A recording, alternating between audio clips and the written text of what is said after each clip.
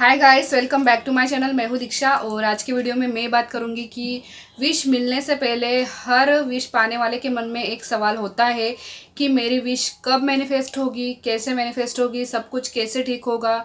क्योंकि मैनिफेस्टेशन की जर्नी में इतनी सारी प्रॉब्लम्स हो रही होती है, एक के बाद एक इतनी सारी समस्याएं आ रही होती है कि विश पाने वाला इंसान पूरी तरीके से टूट जाता है, उन समस्याओं से परेशान हो जाता है।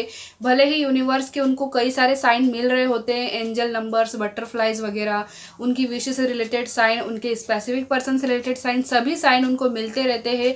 उसके बावजूद भी उनकी लाइफ में जो प्रॉब्लम्स बार बार आती है, जैसे कि फैमिली नहीं मान रही है या फिर पार्टनर की फैमिली नहीं मान रही है या फिर कोई भी इस प्रकार की समस्या है उनकी, चाहे कोई भी विश हो, उस विश से जुड़ी हुई कुछ भी समस्याएं हो सकती है। तो जब ऐसी समस्याएं जीवन में चलने लगती है, मैनिफेस्टेशन की जर्नी में बार बार आने लगती है, तो जाहिर सी बात है हर किसी के मन में ये सवाल आता ही होगा कि मेरी विश कैसे मैनिफेस्ट होगी, क्योंकि मेरी जो प्रॉब्लम है वो बहुत बड़ी है। ऐसी सिचुएशन में कैसे विश मैनिफेस्ट होगी, क्या होगा क्या नहीं होगा, यूनिवर्स कैसे मेरे लिए जादू करेंगे, कैसे मिरेकल होगा, कैसे मैजिक होगा। मतलब इस प्रकार का सवाल बार बार मन में आता रहता है।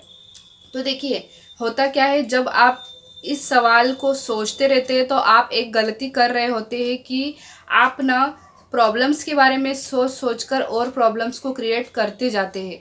आप अपनी विश से बड़ी उन प्रॉब्लम्स को मान लेते हैं। आपको ऐसा लगता है कि इन प्रॉब्लम्स की वजह से शायद मुझे मेरी विश नहीं मिलेगी, इन प्रॉब्लम्स की वजह से शायद कोई नहीं मानेगा, शायद यूनिवर्स मेरे लिए वर्क नहीं करेंगे, शायद ये लॉ ऑफ अट्रैक्शन वर्क नहीं करता है।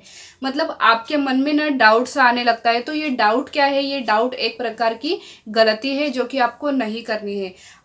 मैं मानती हूँ कि लॉ ऑफ अट्रैक्शन जब हम फॉलो करने लग जाते हैं, हमको सारे साइन मिलने लग जाते हैं हमारी विश मिलने से पहले, तो होता क्या है, मैनिफेस्टेशन जर्नी में हमारे कई सारे टेस्ट शुरू हो जाते हैं। और वो टेस्ट का मतलब ये होता है कि लाइफ में प्रॉब्लम्स आनी शुरू हो जाती है। बहुत मुश्किल होता है ऐसे में खुद को पॉजिटिव रखना, ऐसे में खुद को संभालना, क्योंकि इतनी बड़ी बड़ी प्रॉब्लम्स भी आती है कि हमको समझ में नहीं आता है कि हमारे साथ इतना गलत क्यों हुआ। स्पेसिफिक पर्सन लाइफ से चला जाता है, हमारा कोई खास हो वो लाइफ से हमारी चला जाता है, ठीक है। और कोई हमारी बात नहीं मानता, कोई सपोर्ट नहीं करता, हमको ऐसा लगता है कि हम अकेले हैं, हम क्या करें, किससे हेल्प ले, कौन हमारी मदद करेगा, यूनिवर्स है भी या नहीं, वो हमारे सुनते भी है या नहीं। हर तरीके से आपको सिर्फ नेगेटिव चीज़ें दिखाई देने लगती है। साइन तो सारे पॉजिटिव मिलते हैं, आपके फ़ोन पर कई सारे वीडियोज़ आते हैं कि आपकी विश पूरी होने वाली है, आपको यूनिवर्स का संदेश, आपके लाइफ में अबंडेंस, प्रॉस्पेरिटी, हैप्पीनेस सब कुछ आने वाला है, आपको बहुत बड़ी सक्सेस मिलने वाली है, आपकी मैरिज मैनिफेस्ट होने वाली है, आपकी लव मैरिज मैनिफेस्ट होने वाली है, आपको आपका पर्सन मिलने वाला है। इस तरीके के कई वीडियोस सामने आते हैं। हम ये वीडियोस तो देख लेते हैं तो कुछ टाइम के लिए हमको दिल में तसल्ली से होने लगती है कि अच्छा ठीक है, हमारी विश पूरे होने वाली है। लेकिन दूसरी तरफ क्या होता है, जब लाइफ की जो हमारी सिचुएशन होती है इतनी नेगेटिव हो जाती है कि हमको ऐसा लगता है कि सब झूठ है, कोई भगवान नहीं है, कोई यूनिवर्स नहीं है, कोई मदद नहीं करता, कोई सपोर्ट नहीं करता। मतलब इस तरीके की चीज़ें माइंड में आने लगती है। तो होता क्या है, जब आप इन ही चीज़ों पर ज़्यादा ध्यान देते हो तो आप ये बिल्कुल गलत करते हो, आपको ऐसा नहीं करना चाहिए। देखिए, हमारी लाइफ में चाहे कितनी भी प्रॉब्लम्स आ जाए, कुछ भी हो जाए, हमको उन नेगेटिव चीज़ों पर ध्यान देना ही नहीं चाहिए।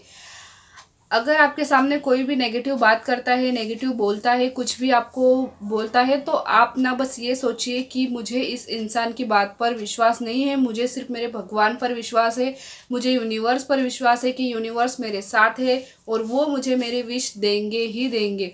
बस इतना पक्का वाला विश्वास आपको खुद पर और यूनिवर्स पर तो रखना ही होगा।